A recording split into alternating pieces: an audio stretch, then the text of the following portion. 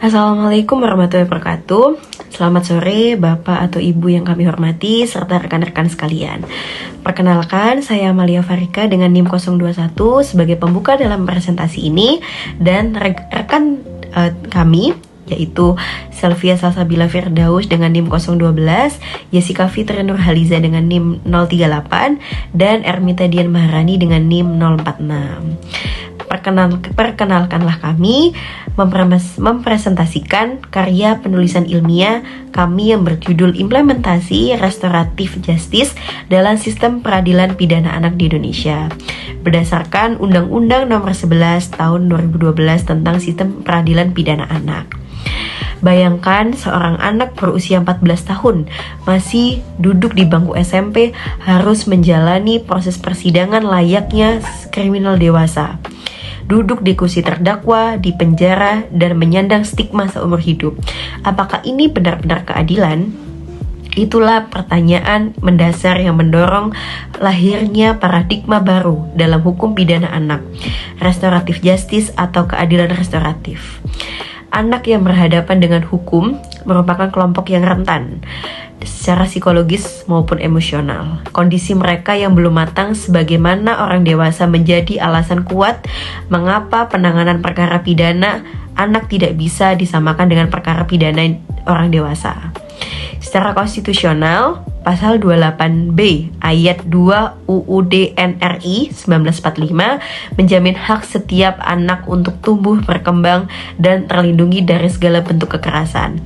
Jaminan ini kemudian diperkuat lagi oleh Undang-Undang Nomor 35 Tahun 2014 tentang perlindungan anak yang menjadikan prinsip kepentingan terbaik bagi anak atau the best interest of the child sebagai dasar dalam sistem perkara pidana yang melibatkan anak. Tonggak transformasi besar terjadi ketika Indonesia mengesahkan Undang-Undang Nomor 11 Tahun 2012 tentang Sistem Peradilan Pidana Anak yang menggantikan Undang-Undang Nomor 3 Tahun 1997 tentang Pengadilan Anak yang dianggap sudah tidak relevan lagi. Undang-Undang SPPA ini memperkenalkan restoratif justice sebagai pendekatan utama. Dalam pasal 1 angka 6, restoratif justice didefinisikan sebagai penyelesaian perkara tindak pidana dengan melibatkan pelaku, korban, keluarga masing-masing pihak, serta pihak-pihak yang terkait lainnya, guna bersama-sama mencari penyelesaian yang adil dengan menitik beratkan pada pemulihan keadilan semula, bukan sekedar pembalasan.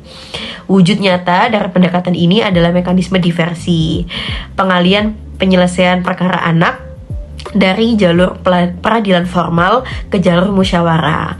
Berdasarkan pasal 7 Undang-Undang SPPA, diversi wajib diupayakan pada setiap tahap, yaitu tahap penyidikan, tahap penuntutan, dan juga tahap pemeriksaan di pengadilan.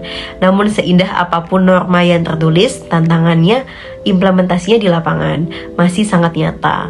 Masih banyak perkara anak yang seharusnya dapat diselesaikan dengan diversi justru berlanjut ke proses peradilan formal dan berujung pada pidana di penjara. Terdapat kesenjangan yang jelas antara dasolen, yaitu norma yang seharusnya berlaku, dengan dasein, realitas yang terjadi. Atas dasar itulah, penelitian ini hadir untuk menjawab 3 rumusan masalah. Yang pertama, bagaimana implementasi restoratif justice berdasarkan Undang-Undang SPPA. Yang kedua, apa saja hambatan dalam penerapannya. Dan yang ketiga, bagaimana upaya optimalisasi yang dapat dilakukan.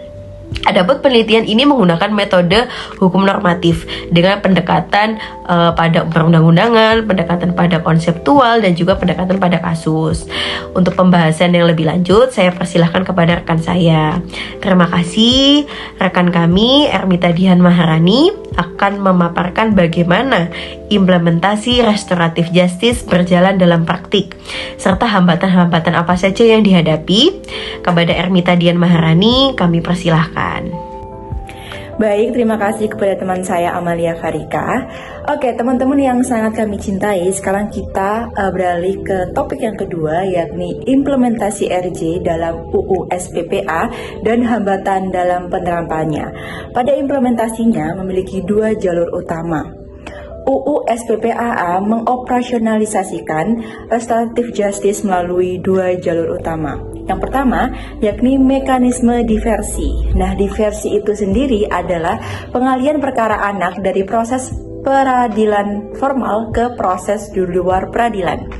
Ia berlaku wajib bagi tindak pidana yang diancam pidana penjara di bawah 7 tahun dan bukan merupakan pengulangan tindak pidana. Proses diversi dilaksanakan melalui musyawarah yang melibatkan anak, orang tua, korban, keluarga korban, pembimbing kemasyarakatan atau PK, serta pekerja sosial profesional. Nah, hasil musyawarah ini bisa berupa pengembalian kerugian, rehabilitasi, pelayanan masyarakat, atau bentuk pemulihan lain yang disepakati. Jauh lebih kontekstual dan bermakna dibanding sekedar hukuman penjara. Kedua, persidangan yang berpusat pada anak. Jika diversi itu gagal, persidangan tetap harus dilaksanakan dalam suasana ramah anak atau child friends, bukan suasana adversarial seperti perkara orang dewasa. Kemudian di sini juga ada kelembagaan pendukung gitu ya. Nah, untuk mendukung ini, Undang-Undang SPPA mendirikan sejumlah institusi dan jabatan khusus, yakni penyidik anak, penuntut umum anak, hakim anak, serta pembimbing kemasyarakatan yang bertugas untuk menyusun laporan penelitian kemasyarakatan atau yang disingkat Litmas. Nah, Litmas ini berfungsi sebagai jembatan antara pendekatan hukum dan pendekatan kesejahteraan sosial, sehingga solusi dalam diversi benar-benar mempertimbangkan kebutuhan spesifik setiap anak secara individual. Dalam penelitian empiris juga menunjukkan bahwa anak yang perkaranya diselesaikan melalui diversi memiliki tingkat residivisme yang lebih rendah dibanding anak yang menjalani proses peradilan formal dalam pidana penjara. Hal ini karena diversi menghindari paparan anak terhadap lingkungan lembaga pemasyarakatan yang berpotensi menjadi, dalam tanda kutip, sekolah kejahatan.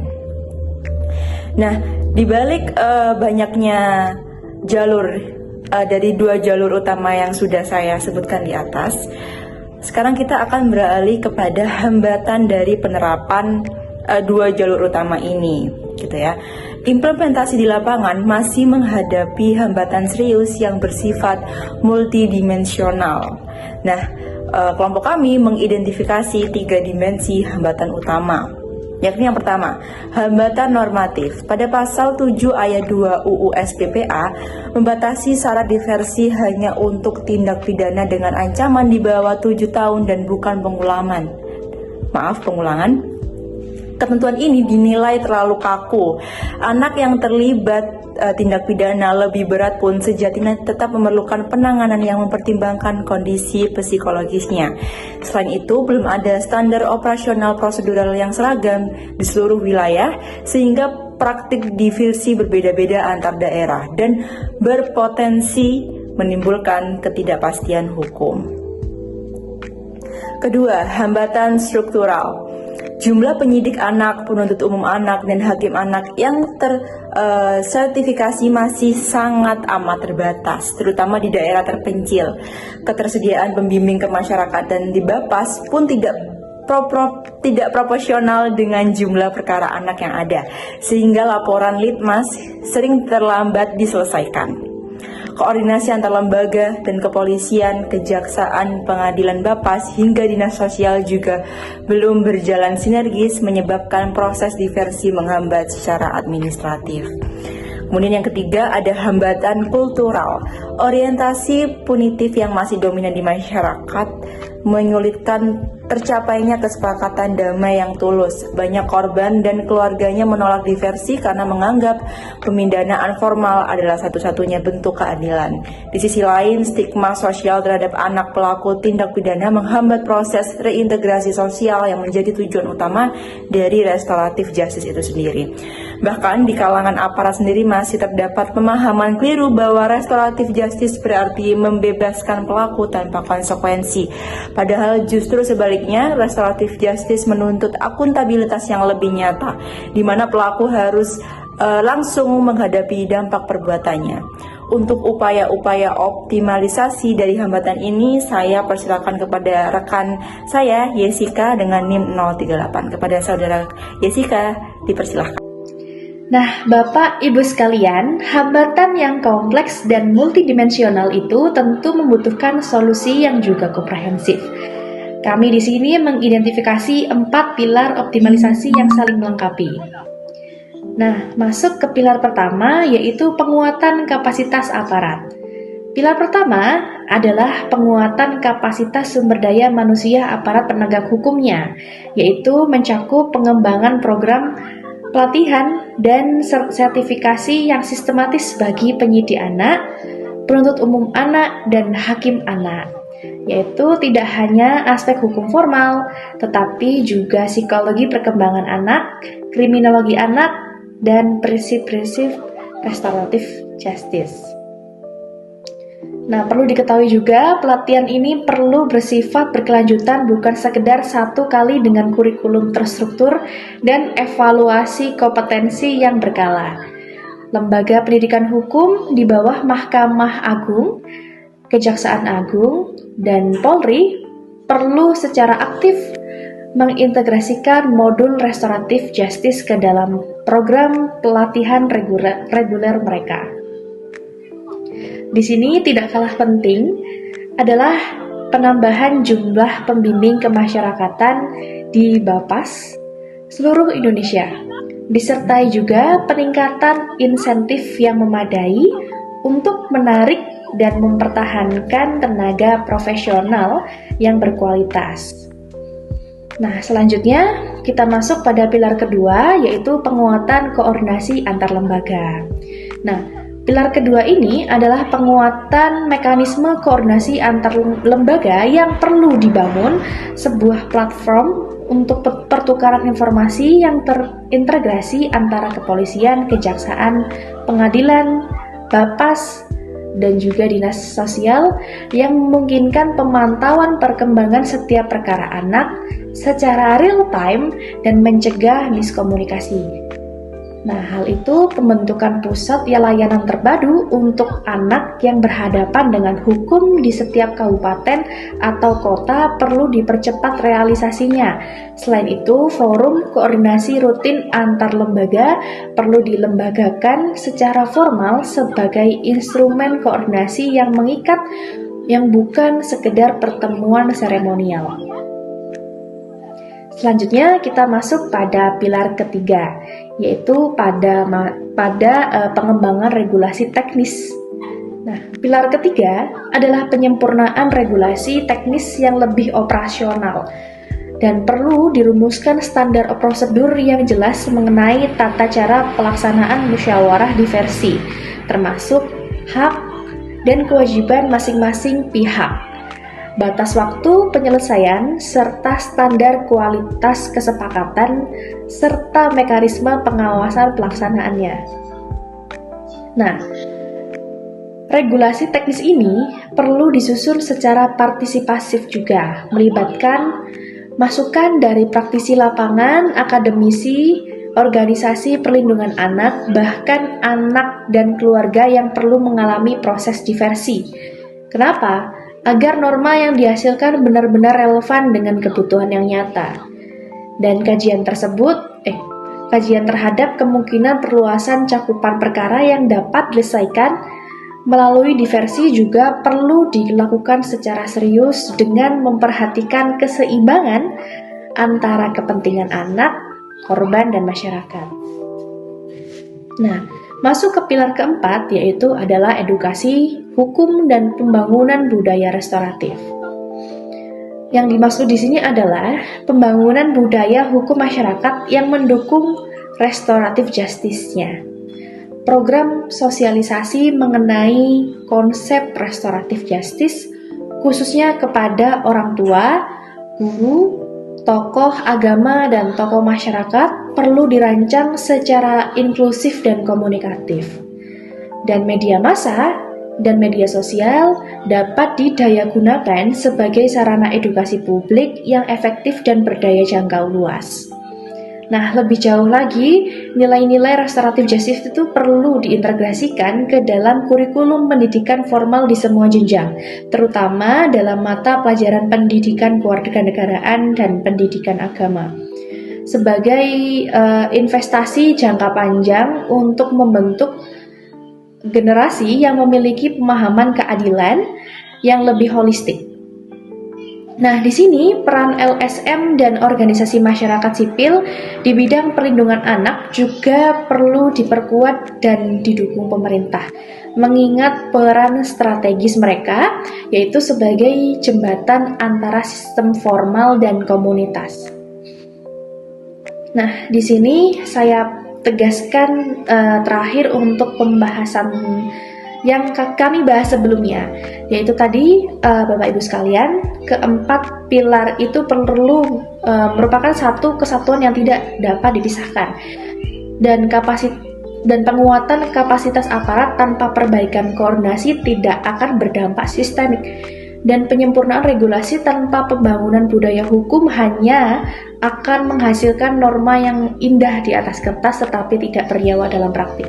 Nah, dibutuhkan sebuah rencana aksi nasional yang komprehensif dan terukur, dipimpin oleh koordinator yang mewakili kewenangan lintas kementerian dan lembaga.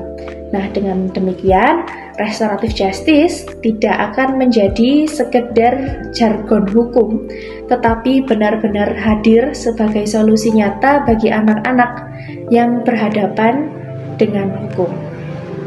Selanjutnya, akan dilanjutkan rekan saya untuk menyampaikan penutupnya. Terima kasih.